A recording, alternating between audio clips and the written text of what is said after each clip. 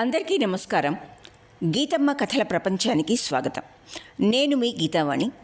ఇప్పుడు మనం రావి శాస్త్రి గారి రచన ఇల్లును ఆస్వాదిస్తున్నాం. ఈ రోజుతో ఇల్లు పూర్తి కానున్నది. ఈ సందర్భంగా 2 మాటలు. ఇల్లు అందరికీ వసతి అంటే ఉండే సదుపాయం. కానీ ఇవాళ కొందరు డబ్బున్న వాళ్ళు ఇల్లు కడుతున్నారు. ప్లాట్లు చుక్కల్లోకి చూస్తున్నాయి. ప్రజల అవసరాలతో వ్యాపారం చేస్తున్నారు. ఈ వ్యవస్థలో అన్నీ వ్యాపార వస్తువులుగా మారిపోయాయి. దీనికి కలత చెంది శాస్త్రి గారు ఇల్లు రాశారు. ఇప్పుడు 9వ భాగంలో జరిగిన కథను క్లుప్తంగా తెలుసుకొని 10వ మరియు చిట్ట చివరి భాగంలోకి ప్రవేశిద్దాం. చిటికెల చిట్టిబాబు టెన్షన్గా ఎదురుచూస్తున్న ఆదివారం. ముఖ్యమంత్రి ఊరికి వచ్చే రోజు వచ్చేస్తుంది. ముఖ్యమంత్రిపై హత్యా ప్రయత్నం జరగనున్నదని తెలిసినందువల్ల ఊరేగింపును మానివేయడం జరుగుతుంది. కానీ గాంధీజీ విగ్రహావిష్కరణ కార్యక్రమం మాత్రం యథావిధిగా ఉన్నది. పూలమాలల్ని మాత్రం నిషేధించారు. అప్పుడు నోట్ల మాలని తీసుకుని ముఖ్యమంత్రి మెడలో వేయడానికి బయలుదేరిన వర్తక సంఘ అధ్యక్షుడు వెంకట్రాజు గారి అమ్మాయి ఝాన్సీ లక్ష్మిని పోలీస్ జవాన్ నూకరాజు గుర్తుపెట్టేసి కేకలు వేస్తాడు. అక్కడ సభ అంతా రచ్చ రచ్చ అయిపోతుంది. లైట్లు ఆరిపోతాయి. కాల్పులు జరిగిపోతాయి. ఝాన్సీ లక్ష్మి మరొక తీవ్రవాది మరణిస్తారు. నూకరాజు జవాను నేలకూలిపోతాడు. ఊరంతా గగ్గోలెత్తిపోతుంది. చిటికెల చిట్టిబాబు చిరకాల స్వప్నం నెరవేరి అతడు అడిషనల్ ఎస్పీగా ప్రమోట్ చేయబడతాడు. ఇక్కడ బంధించబడిన చిట్టెమ్మని ఇంటరాగేషన్ చేస్తూ ఉంటారు. ఆమె గజగజ వణికిపోతూ ఉంటుంది. చనిపోయిన వదిన సమాచారం తెలిసి గోడున ఏడుస్తుంది. విడిచిపెట్టమని చిట్టిబాబుని అన్నా అని పిలిచి ప్రాధేయపడుతుంది. చిట్టమ్మతో ఇంటిని గోపికా మనోహరానికి అమ్మేలా బేరం కుదుర్చుతాడు చిట్టిబాబు. ఇక 10వ మరియు చిట్ట చివరి భాగంలో కథ ఇలా మొదలవుతుంది. అప్పల నరసింహాన్ని ఇంటికి రమ్మని కబురు పెట్టాడు. ఈలోగా డెస్క్లోంచి అతన్ని పురోని తీసి చూసి తిరిగి డెస్క్లో భద్రపరిచాడు. ఆ రాత్రి, మొన్ననే శుక్రవారం రాత్రి, ఒంటరిగా ఆఫీస్ గదిలో కూర్చుని ఉండగా అతను వచ్చాడు. కంగ్రాచ్యులేషన్స్ చెప్పాడు. థ్యాంక్స్ చెప్పాడు చిట్టిబాబు. ఇంకా ఏదో అడగబోయాడు అతను. ఆపేడు చిట్టిబాబు. ఒరే, ఆస్తి వ్యవహారం అర్జెంటు వ్యవహారం. నీతో హస్కు కొడుతూ కూర్చోడానికి నాకు టైం లేదు. ఈ చిట్టమ్మ వ్యవహారం ఏం చేద్దాం? వేగిరం తేల్చి చెప్పు. సోమయాజులు ఒక్కసారిగా అప్పల నరసింహంగా మారిపోయాడు. తేల్చడానికి ఏముంది? దానికి 50,000 53,000 వెళ్తాయి. పారేయమంటే పారేస్తాను. ఇవాళంటే ఇవాళే. ఇల్లు జాగా నా పేర ఎప్పుడు రాస్తుందో కనుక్కో. ఆ రోజుకల్లా స్టాంపులు గీంపులు అన్నీ రెడీ చేసుకుంటాను. చిట్టిబాబు తల అడ్డంగా ఊపాడు. అది కుదరదు అన్నాడు. అడ్డు ఎక్కడి నుంచైనా వస్తుంది, కానీ ఇక్కడి నుంచి ఉంటుందని యువతల ఆయన అనుకోలేదు. కొంచెం గాభరా పడ్డాడు. కొంచెం కోపం కూడా వచ్చింది అతనికి. చిట్టిబాబు చెప్పాడు. 50,000 53,000 పారేసి వాపీ కూపతటాక నిధి నిక్షేప ఆరామ సహితంగా ఇల్లంతా దొబ్బుదామంటే అదేం కుదరదు. ఎందుచేత? ఓ ఆడమనిషికి నువ్వంత అన్యాయం చేయడం నేను చూస్తూ ఊరుకోలేను. అప్పల నరసింహం రూపంలో సోమయాజుడు కోపంతో మండిపడ్డాడు. నువ్వు నా ఫ్రెండ్ అనుకున్నాను. మాయలాడి నీకేదో మంత్రం వేసినట్టుంది. ఫ్రెండును కాబట్టే 50,000కి ఇంట్లో 3వ భాగం తీసుకో అంటున్నాను.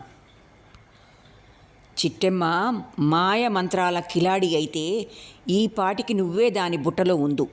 అది పోలీస్ కస్టడీలో కూడా కూర్చోదు. నీకు ప్రమోషన్ ఓ విధంగా నా వల్ల వచ్చింది. నీకు నేను ఆ ఉత్తరం ఆ వేళ ఇచ్చేవు కాబట్టే ఇంత గొడవ అయింది. లేకపోతే మరో గొడవ మరో విధంగా జరిగేది. అందుకే 3వ వాటా తీసుకోమంటున్నాను. మిగతా 2 వాటాలు ఎవరికిట ఇస్తుంది? మిగతా 2 వాటాలు ఎవరికిట ఇస్తుంది?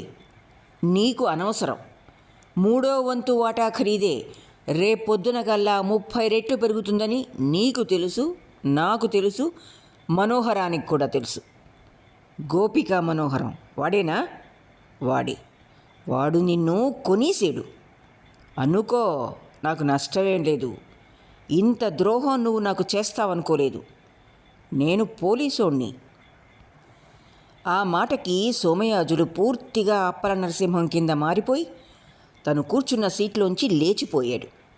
నీతో నాకు మాటలు అనవసరం. నా పురోని నాకు ఇలా పారి అన్నాడు. చిట్టిబాబు ఆశ్చర్యం నటించాడు. ఏ పురోని? చిట్టెమ్మ నాకు రాసిచ్చిన పురోని. నేను నీకు ఇచ్చాను, నువ్వు నాకు ఇవ్వలేదు. సోమయాజులు కోపంతో ఉక్కిరి బిక్కిరైపోయాడు. ఇంత నీచత్వానికి దిగుతావని నేను అనుకోలేదు.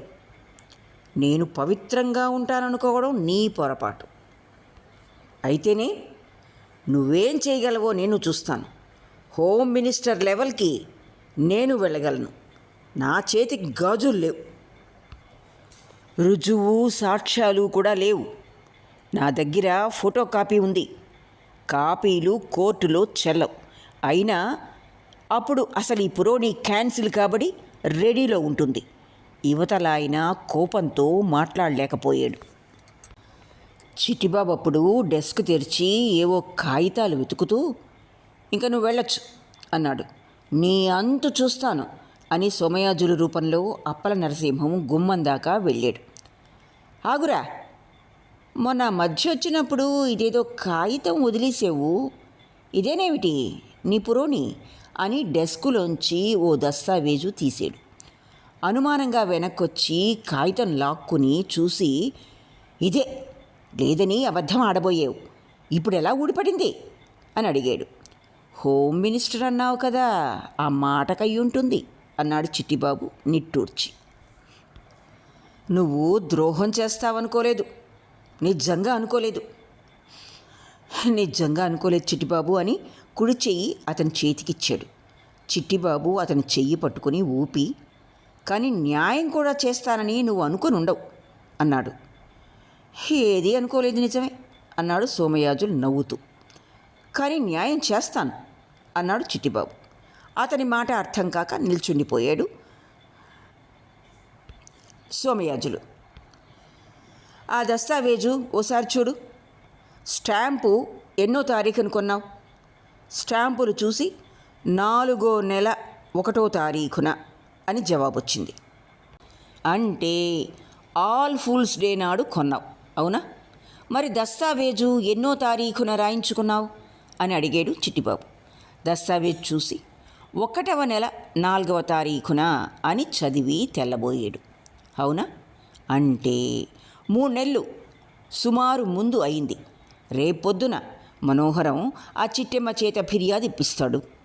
పోలీసులు వచ్చి నీ ఇల్లు సోదా చేసి చూసి ఈ పురోని దాని ఫోటో కాపీ కూడా స్వాధీనపరుచుకుంటారు. నీ మీద ఫోర్జరీ కేసు కట్టి నిన్ను కోర్టులో పడేస్తారు. జామీను మీద బయటికి రావడమే ముందు బ్రహ్మాండం అవుతుంది. వెళ్ళిరా, చాలా రాత్రి అయిపోయింది అన్నాడు చిరునవ్వు నవ్వుతూ చిట్టిబాబు. వెళ్ళిపోవడానికి బదులు కూర్చొని పురోణిని ముక్కలు ముక్కలుగా చింపివేస్తూ చిరునవ్వు నవ్వుతూ, 3వ వాటాదారుడెవడు అని అడిగాడు సోమయాజులుగా మారిపోయిన అప్పల నరసింహం. చెప్పాలా? చెప్పు. నానారావు. నానారావు ఎవరు? హైమవతి మొగుడు. హైమవతి ఎవరు? చిట్టిబాబు గారి ఏకైక పుత్రిక అన్నాడు చిట్టిబాబు. సోమవారం రిజిస్ట్రార్ వారి కార్యాలయానికి కారు వచ్చి ఆగింది. 11 అయింది. మధ్యాహ్నం 12 కల్లా రిజిస్ట్రేషన్ జరిగిపోయింది. చిట్టెమ్మకి డబ్బు ముట్టిపోయింది. ఆమె తాలూకు ఇల్లు జాగా యావత్తు సోమనా ఎంటర్ప్రైజెస్ వారి ఆధీనం అయిపోయాయి. ఆ దినమే రిజిస్ట్రార్ వారి ఆఫీసులో పక్క ఇంటి వారి ఇల్లు కూడా అమ్మకం జరుగుతోంది. వారు కూడా వారి ఇల్లు సోమనా ఎంటర్ప్రైజెస్ వారికే ఆ రోజే క్రయం చేస్తున్నారట. అందు గురించి ఆశ్చర్యపోలేదు చిట్టెమ్మ. ఆమెకి అర్థం కాని విషయాలు చాలా అర్థం కాజొచ్చేయి. సూర్యకాంతం రిజిస్ట్రార్ వారి ఆఫీస్కి వచ్చింది. సోమియాజులు బాబు రమ్మన్నాడమ్మా అని చెప్పింది. ఆమెకి 10,000 బాకీ అని చిట్టెమ్మకి గుర్తుకొచ్చింది. సొమ్ము ఇచ్చేయబోయింది. కానీ కాంతం 5,000 తీసుకుంటాను అంది. నేను మీకు 5,000 ఇచ్చాను, 5 తీసుకుంటాను. నీ ఉసురు నేనెందుకు కోసుకోవాలా? శానమ్మా, 5,000 శాన అని చెప్పింది కాంతం. చిట్టెమ్మకి ఏడుపొచ్చింది. మంచితనం ఎక్కడ దాగి ఉంటుందో చెప్పడం కష్టం. తియ్యటి మామిడి పండులో తినరాని జీడి ఉన్నట్లే తినరాని జీడి పిక్కల్లో తీయటి పలుకులు ఉండొచ్చు. తరువాత తిన్నగా ఇంటికి వెళ్ళి అందరితోనూ చెప్పేసింది చిట్టెమ్మ ఇల్లు ఖాళీ చేసేయాలని. వెంటనే ఖాళీ చేసేస్తే అలా ఖాళీ చేసిన ప్రతివారికి సోమనా వారు 5,000 చొప్పున డబ్బు ఇస్తారట. అందరూ అందుకు ఒప్పుకున్నారు. తరువాత చిట్టెమ్మ అందరూ ఉండగా చెప్పింది, ఇప్పుడు నేను మా ఊరు పోతాను. భూములన్నీ కూడా అమ్మేస్తాను. పంట ఫల సాయం ఇచ్చి తల్లిలా కాపాడే భూమాతని అమ్ముకోకూడదంటారు. అయినా ఆవిడ్ని రైతులు నమ్ముకు బతుకుతున్నారే గాని నేను స్వయంగా కాదు. అందుచేత ఎంతకో కొంతకి తెగ్గొట్టేసి వాళ్ళకే ఆ భూములు వదిలేస్తాను. అయితే అరుణ్కి దమ్మిడి దక్కదన్నమాట అనుకుంది శాంతమ్మ. ఇంకా చెప్తోంది చిట్టెమ్మ, ఆ భూములు ఏ కాడికో ఓ కాడికి రైతులకు వదిలేసి నేను కాశీకి కాలినడకని పోతాను. మరేం పర్వాలేదు. మా ముత్తాత ముత్తవ్వ ఓ రోజుల్లో అలానే వెళ్ళారట. అప్పుడు వాళ్ళు వెళ్ళగలిగినప్పుడు నేను వెళ్ళలేనా? ఇదిగో చిన్న అని జ్యోతిర్మయిని దగ్గరగా పిలిచింది చిట్టెమ్మ. ఆమెకి దగ్గరగా వచ్చింది జ్యోతిర్మయి. చిట్టెమ్మ చెప్పింది, చూడు చిన్న, ఇంటికి డబ్బు నేను అనుకున్న దానికంటే కాస్త ఎక్కువే వచ్చింది. నా బతుక్కి ఇక మీదట కాస్త అన్నం కాస్త ఉప్పు చాలను. శేష జీవితానికి ఆ పాటి ఖర్చుకుంచుకున్నాను. ఏ సత్రవులోనూ తలదాచుకుంటాను, పర్వాలేదు.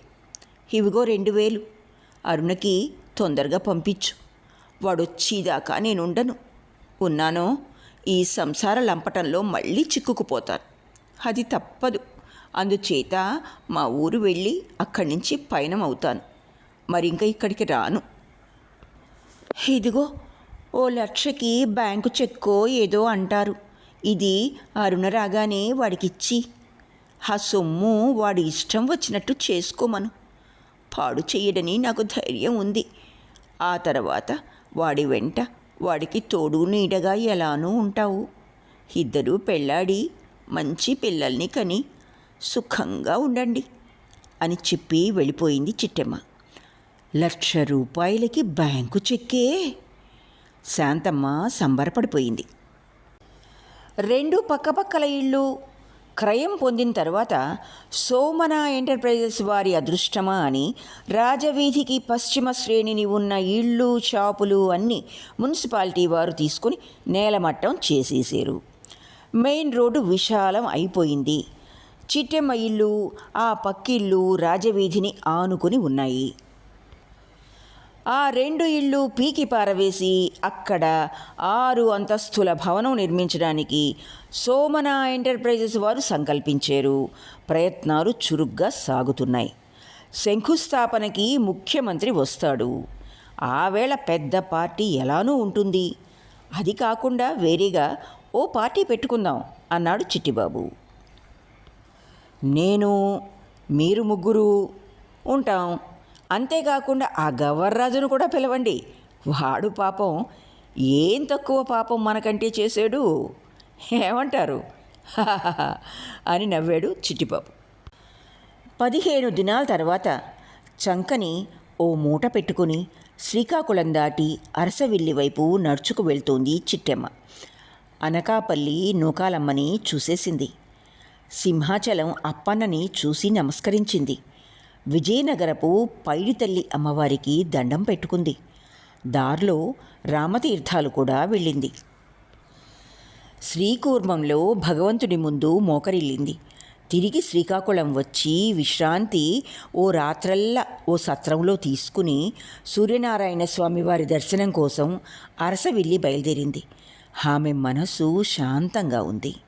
కాశీకి వెళ్తూ దారిలో అన్ని పుణ్యక్షేత్రాలు దర్శించుకోవాలనే ఉత్సాహం ఆమెలో స్పష్టంగా కనిపిస్తోంది. పగలు 10 గంటలే అయింది. సూర్యుడు తీక్ష్ణంగా ఉన్నాడు. పగ్గాలు విడిచి పరిగెడుతున్నాడు. చిట్టెమ్మ తాజుగా తీరుబాటుగా పరమశాంతంగా నడిచి వెళ్తోంది. అంతలో ఉత్తరాన ఉరిమింది. విశ్రాంతి తీసుకుంటోంది అనుకున్న ఉక్కగాలి ఒక్కసారి చల్లబడి విరగబడి తిరగబడింది. నీలంగా ఉన్న ఆకాశం నలుపుగా మారిపోయి మెరుపు మెరుపులతో నిండిపోయింది. టపటపా చినుకులు పడుతున్నాయి. ఎండకి ఆరిపోయిన నేలంతా సువాసనల నిట్టూర్పులు విడుస్తోంది. గాలికి చెట్లు బద్ధకం విడిచి ఒళ్ళు విరుచుకుంటున్నాయి. వర్షం జోరైంది. ఓ చెట్టు కింద నిల్చొంది చిట్టెమ్మ. కొమ్మల మీద నుండి వర్షం ధారలుగా దిగడం ప్రారంభమైంది. చిట్టెమ్మ చుట్టూ చూసింది. అనతి దూరంలో ఓ కళ్ళెం పక్క ఒక గుడిసె కనిపించింది. అటువైపు తొందరగా నడిచింది చిట్టెమ్మ. అది పశువుల శాల. లోన 4-5 పశువులున్నాయి. చూరు కింద కూర్చుంది చిట్టెమ్మ. అంతలో గరువులో విడిగా గడ్డి మేస్తున్న ఆవులు 3 వచ్చి వర్షపు ధాటికి తట్టుకోలేక ఆ చూరు కిందికే వచ్చి నిల్చున్నాయి. ఒక ఆవు ముందుకొచ్చింది. ఒక గోవు ముందుకొచ్చింది. దాని నుదురు నెమ్మదిగా నిమిరింది చిట్టెమ్మ. నీకు ఇల్లు లేదమ్మా తల్లి, అదృష్టవంతురాలివి. అవునా కాదా అంది చిట్టెమ్మ. అవును అన్నట్టుగా తల ఊపింది ఆ ఆవు అనబడే గోమాత. ఇల్లు కొందరికది ఉండడానికి గూడు, మరికొందరికి అది సంపాదించవలసిన ఆస్తి. ఉత్తర చరిత్ర అంటే తరువాత కథ. అరుణప్రకాశం తల్లికి ఉత్తర క్రియలు జరిపించి అప్పులన్నీ తీర్చుకొని అన్నాళ్ళు ఆశ్రయం ఇచ్చిన ఎక్వారీ వద్ద సెలవు తీసుకొని ఊరు వచ్చేసరికి 15 దినాలైపోయింది. ఊరు వచ్చాక తాను ఉండిన వీధిని అతను పోల్చుకోలేకపోయాడు. రాజవీధికి పశ్చిమ శ్రేణిని ఉన్న ఇళ్లన్నీ ఎగిరిపోయాయి. తను ఉండిన తన మేనత్త ఇల్లు, పక్కిల్లు కూడా బాంబులు వేసి పేల్చినట్టుగా ధ్వంసం అయిపోయాయి. సోమనావారి బోర్డు ఒకటి, ఒక దిష్టిబొమ్మ అక్కడ నిలబడి వేలాడుతూనూ ఉన్నాయి. లారీలు పనిచేసే కూలీలతో సహా విరామం లేకుండా తిరుగుతున్నాయి. ఇళ్లల్లో ఉన్నవారు అంతా చెట్టుకి ఒక పిట్టగా చెల్లా చెదురు అయిపోయారు. శాంతమ్మ వాళ్ళు ఎక్కడ ఏ చెట్టున ఉన్నారో కనుక్కుని వెళ్ళేసరికి జ్యోతిర్మయి జరిగిందంతా చెప్పింది, చెక్కు ఇచ్చేసింది. అరుణ్ ప్రకాశం వెక్కి ఏడ్చాడు, విలపించాడు, దుఃఖించాడు, విచారించాడు. ఆ తరువాత శాంతించాడు.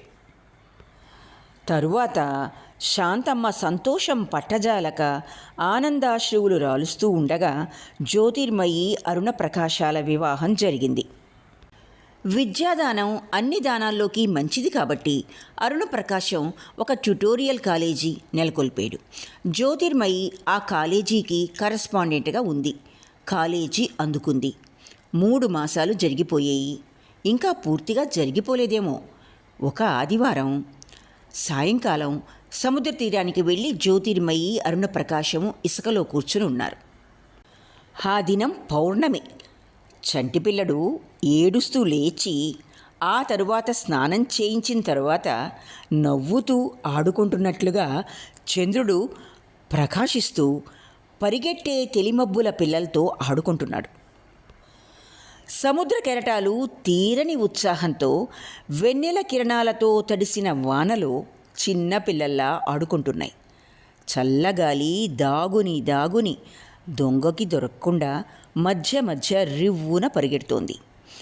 చుక్కలు అక్కడ పెద్దలు దూరంగా నిలబడ్డట్టు నెమ్మదిగా పచార్లు చేస్తున్నాయి. ఏదో ఆలోచిస్తూ కూర్చున్నాడు అరుణప్రకాశం. అతని ముంగుర్లు సవరిస్తూ పక్కనే కూర్చుంది జ్యోతిర్మయి. మిస్టర్ తలలు ఎత్తి చూశారు జ్యోతిర్మయి అరుణప్రకాశమును. ఇద్దరు పోలీసులు యూనిఫారాల్లో చెరో పక్క నిలబడి ఉన్నారు. మర్యాదగా ఉన్నట్టుగా ఉన్నారు. అరుణప్రకాశం అంటే మీరే కదూ? ఒకతను సబ్ ఇన్స్పెక్టర్ డ్రెస్లో ఉన్నవాడు అడిగాడు. రెండో ఆసామి హెడ్ కానిస్టేబుల్ యూనిఫారంలో ఉన్నాడు. నేనే అరుణప్రకాశాన్ని. అయితేనే ఎందుకు అని అడిగాడు అరుణప్రకాశం. మా డిఎస్పీ గారు మిమ్మల్ని ఓసారి రమ్మన్నారు. ఎందుకు? ఏమో తెలీదు. అయితే రానని చెప్పండి అని విసుగుతో కోపంగా చెప్పాడు అరుణప్రకాశం. ఇప్పటికీ 15 సార్లు పిలిపించారు. 15 సార్లు నాకు తెలిసింది చెప్పాను. మీ అన్నయ్య ఉగ్రవాదే. అవును, ఉగ్రవాదే. ఉత్తరాలు నీకు వచ్చేవి. ఎవరు పంపించేవారు నాకు తెలియదు. వస్తాయని మాత్రం అన్నయ్య చెప్పాడు. ఎవరికి అవి అందజేసేవాడివి? వాళ్ళు చెప్పిన అనామకులైన వ్యక్తులకి. పోల్చగలవా? లేను. ఈ ఫోటోలోని బాడీ ఎవరిది? చెప్పలేను. మీ అన్నయ్యది కాదనుకుంటాను. సరే, అంతకు మించి నాకేం తెలీదు. సరి అనుకుంటే సరిపెట్టుకోండి, సరి కాకపోతే అరెస్ట్ చేసుకోండి, మరేమైనా చేసుకోండి. నే రాను అన్నాడు అరుణప్రకాశం. లేదు సార్, ఇది ఆఖరిసారి. మరి ఇంక పిలవరు. డిఎస్పీ గారు ఇక్కడే రోడ్డు మీద కారులో ఉన్నారు. 2 మాటలడిగి పంపించేస్తారు అని ధీరంగా అన్నాడు సబ్ ఇన్స్పెక్టర్. రా అరుణ, 2 మాటలే కదా, అడిగితే చెప్పేసి అలా ఇంటికి పోదాం అంది జ్యోతిర్మయి. అయిష్టంగా లేచాడు అరుణప్రకాశం. జ్యోతిర్మయి కూడా లేచింది. తమరెందుకమ్మా? తమరక్కర్లేదమ్మా అన్నాడు హెడ్. నే కూడా వస్తాను, తమాషా ఏమిటో చూస్తాను అంది జ్యోతిర్మయి. తమరి ఇష్టం అన్నాడు హెడ్. నలుగురు నెమ్మదిగా ఇసుకలోంచి నడిచి రోడ్డు ఎక్కారు. అక్కడ ఒక ఆకుపచ్చ అంబాసిడర్ కారు వారి కోసం నిరీక్షిస్తోంది. డ్రైవరు వెనక తలుపు తెరిచాడు. కారు వెనక సీట్లో మఫ్తీలో ఒక ఆయన ఉన్నాడు. ఆయన చిరునవ్వు నవ్వి, నేను కొత్త డిఎస్పీని అరుణ్ గారు. ఈవిడెవరు? మీ శ్రీమత? వస్తానంటారా ఆవిడ కూడా? వెల్కమ్, రండి, ఇంటికి వెళ్తూ దారిలో మాట్లాడుకుందాం రండి అని కొంచెం జరిగాడు. అరుణ, చిన్న లోనికి ఎక్కారు. వెంటనే సబ్ ఇన్స్పెక్టరు, హెడ్ గారు చెరువు పక్క నుంచి ఎక్కారు. ఇదేమిటి పరపురుషుడు ఇంత నిస్సంకోచంగా పక్కన కూర్చున్నాడు అని జ్యోతిర్మయి అనుకునే లోపున ఆమె తల దిమ్మెక్కిపోయింది. అరుణకు కూడా అంతే అయింది. వారి నోళ్ళు, కాళ్ళు, చేతులు, కళ్ళు కట్టివేయబడ్డాయి. వాళ్ళు కారులో మిగతా వారి కాళ్ల వద్దకి తోసివేయబడ్డారు. కారు జోరుగా పరిగెడుతోంది. అలా ఆ కారు ఎంత దూరం, ఎంతసేపు వెళ్ళిందో తెలియదు. అరుణకి, చిన్నకి తెలివి వచ్చేసరికి ఇంకా చుట్టూ వెన్నెలగానే ఉంది. తల దిమ్ము తగ్గింది, కానీ ఉక్కిరి బిక్కిరిగా ఉంది. కొన్ని గంటలకి ఒక చోట కారు ఆగింది. పోలీసు వారు వాళ్ళ ఇద్దరికీ కాళ్ల బంధాలు విప్పారు. దిగండి, నడవాలి అన్నారు. దిగలేక దిగేరు. కళ్ళకి గంతలతో నడవలేక నడిపించగా నడుస్తున్నారు. చుట్టూ తీగెలు, డొంకలు, తుప్పలు ఉన్నట్లుగా ఉంది. నడవడం యాతనగా ఉంది. 2 గంటలు అలా నడిచుంటారు. తర్వాత మరి నడవలేక పడిపోయింది చిన్న. పోలీసు వారు ఆమెను చేతుల మీద ఎత్తుకున్నారు, వెళ్తున్నారు. ఇది ఆఖరి ప్రయాణం అనుకున్నాడు అరుణ. అడవిలోకి తీసుకువెళ్తున్నారు. ఎన్కౌంటర్ అని ఇద్దరినీ కాల్చేస్తారు. అతనికి భయం వేసింది. చంపేస్తే పర్వాలేదు, కానీ చిత్రహింసలు పెడితే తను భరిస్తాడు. కానీ చిన్నని మానభంగం చేసి చిత్రహింసలు పెట్టి చంపితే తను భరించజాలడు. ఓ చోట ఆగాడు. ప్లీజ్, ఆవిడ ఏ పాపం ఎరగదు, ఆవిడ్ని విడిచిపెట్టండి అని బతిమాలాడు. వద్దంటే వచ్చింది, అవస్థపడని. అది జవాబు. మరికొంత దూరం తీసుకువెళ్ళారు. ఒళ్ళంతా రక్కుకుపోయింది. రక్తాలు కారుతున్నాయి. ఓ చోట ఆగమన్నారు. ఆగారు. అమ్మయ్య, కాసేపు విశ్రాంతి. కళ్ళకి గంతలు విప్పేశారు. చేతులు కూడా విప్పేశారు. చుట్టూ కలయజూశాడు అరుణ. మొదట ఏమీ కనిపించలేదు. తరువాత తెలతెలవారే వెలుగులో, వెలవెలబోయే వెన్నెల కాంతిలో జ్యోతిర్మయి ఆకారం అస్పష్టంగా కనిపిస్తోంది. చిన్న అని పిలిచాడు. చిన్న మూలిగింది. భగవాన్, చిత్రహింసలు లేకుండా వేగిరం కడతీర్చి. చుట్టూరా అడవి, దిక్కు ముక్కోలేని చావు. ఎంత వేగిరం అయిపోతే అంత మంచిది. దేని గురించి మరింక ఆలోచించకూడదు. ఆలోచించను. ఒక్కరే హెడ్ కానిస్టేబుల్, ఒక్కడే కాపలాదారుడున్నాడు. రెండో వాడు ఏమయ్యాడు? వీడిని తప్పించుకుపోలేనా? చిన్న కదిలే స్థితిలో లేదు. వీడి చేతిలో తుపాకీ ఉంది. అయితే ఎందుకీ ఆలస్యం?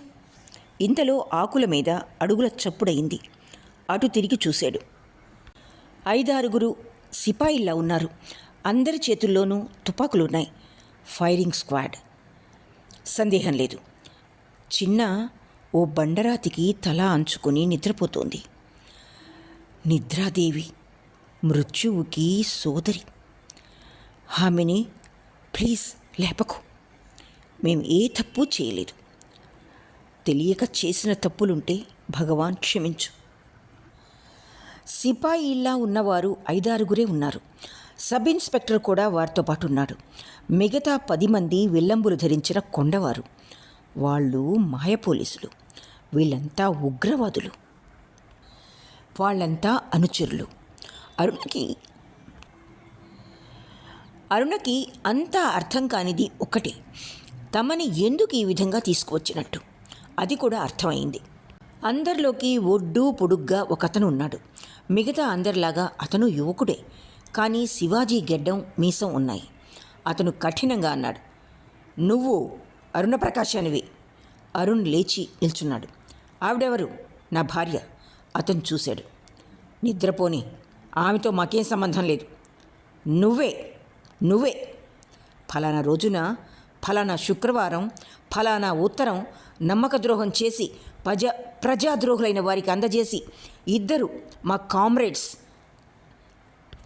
అమరజీవులు అవటానికి కారకుడివి అయ్యేవు. నీకు మరణశిక్ష విధిస్తున్నా. ఏమైనా చెప్పుకుంటావా అని మాటలు గెడ్డంలోంచి, మీసంలోంచి పేలేయి. అరుణ నిట్టూర్చాడు. అతను భయపడలేదు, తడుంకోలేదు. కత్తికి కత్తి రాపాడినట్టు జవాబు చెప్పాడు. ఫలానా రోజు, ఫలానా శుక్రవారం ముందు నుంచి తన ఊరు నుంచి కొన్ని 100 మైళ్ళ దూరంలో రాయవెల్లూరులో ఉన్నాడు. తల్లి క్యాన్సర్ వ్యాధి చికిత్స నిమిత్తం వెళ్ళాడు. ఆ ఫలానా శుక్రవారం తన తల్లి తన పెద్ద కుమారుణ్ణి ఉదయం అని పిలిచి అస్తమించింది. శనివారం భౌతిక కాయం భస్మమైంది. రికార్డు ఉంది, చూసుకోవచ్చును. ఆ ఉత్తరం సంగతి నాకు తెలియదు.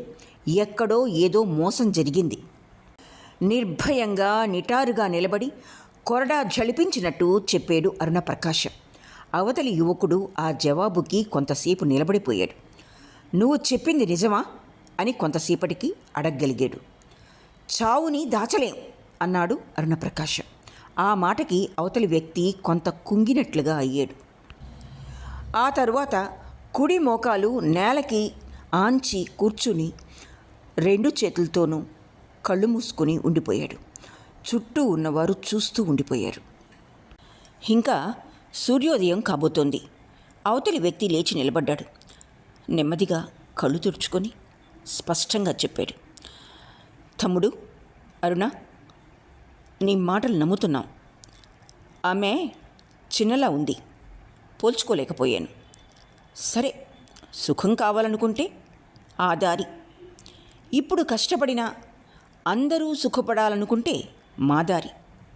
మరి మేము వస్తాం.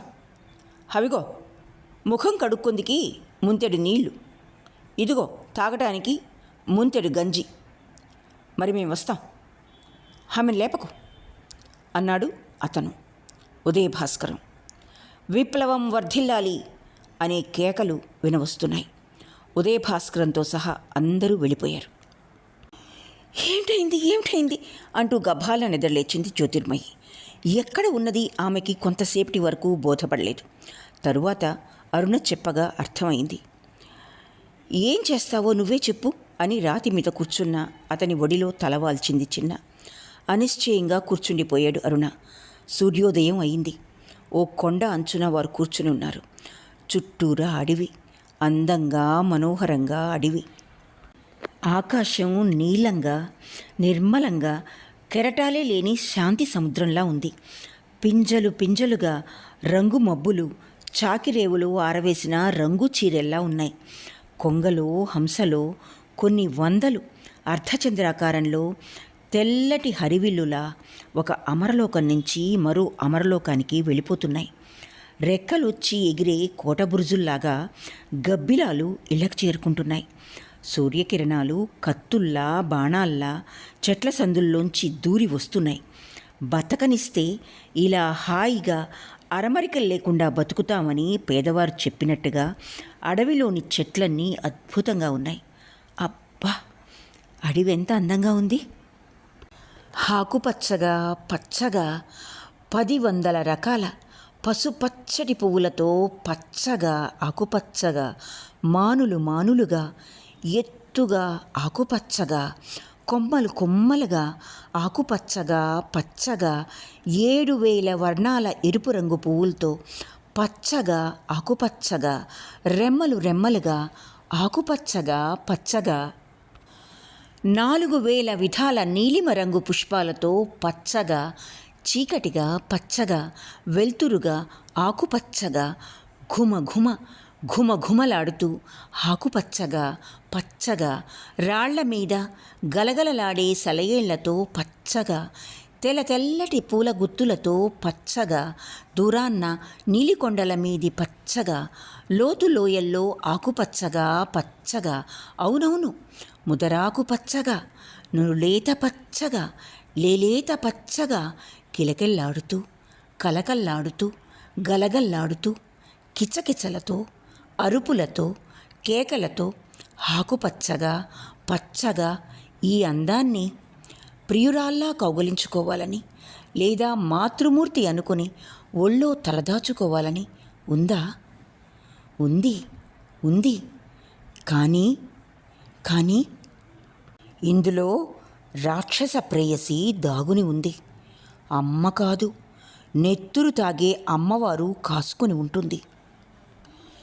ఈ అందమైన అరణ్యంలో కూడా నిండా నెత్తుటి యవ్వనం ఉన్నట్టే నెత్తుటి ధారా ప్రవాహాలున్నాయి. తినడం ఉంది, తినబడడం ఉంది, చంపడం ఉంది, చంపబడడం ఉంది. మేకలున్నాయి, పులులున్నాయి, చిలకలు పావురాలు ఉన్నాయి, గెద్దలు డేగలున్నాయి. జనారణ్యంలో లాగే చిట్టెమ్మలు సోమయాజుళ్ళు ఉన్నాయి. ఈ భగవత్ సృష్టిలో న్యాయం లేదు, ధర్మం లేదు, సత్యం శివం లేనే లేవు.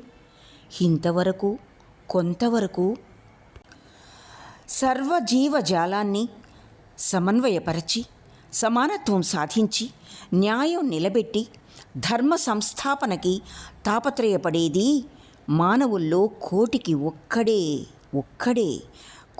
ఒక్కడైన మానవుడే అయిపోయింది. రాచకొండ విశ్వనాథ శాస్త్రి గారి ఇల్లు ఈనాటితో సంపూర్ణమైంది. శ్రోతలు మీ అభిప్రాయాలను, మీ సూచనలను తప్పకుండా కామెంట్ రూపంలో తెలపండి. మీరు వినగోరుతున్న పుస్తకాల్ని మెన్షన్ చేస్తే వీలును బట్టి నేను ఆ పుస్తకాల్ని చదివే ప్రయత్నం చేస్తాను. వాస్తవికత చిత్రణ శాస్త్రి గారి ఆయుపట్టు.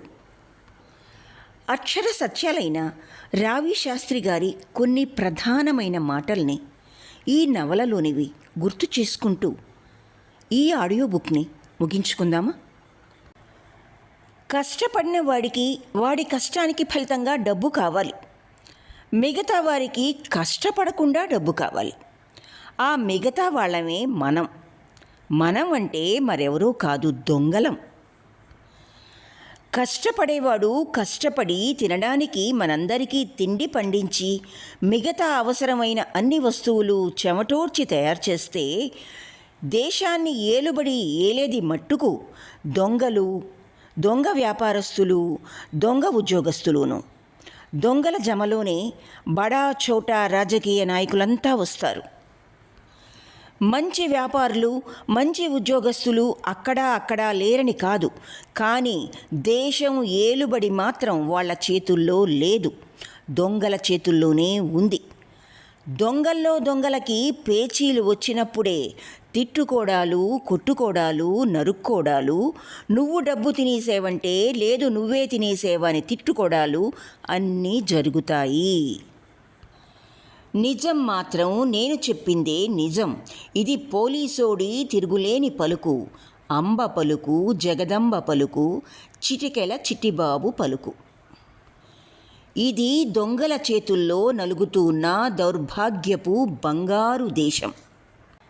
విన్నారుగా? మరో మంచి రచనతో మీ ముందుకు వచ్చేలోగా సెలవా మరి.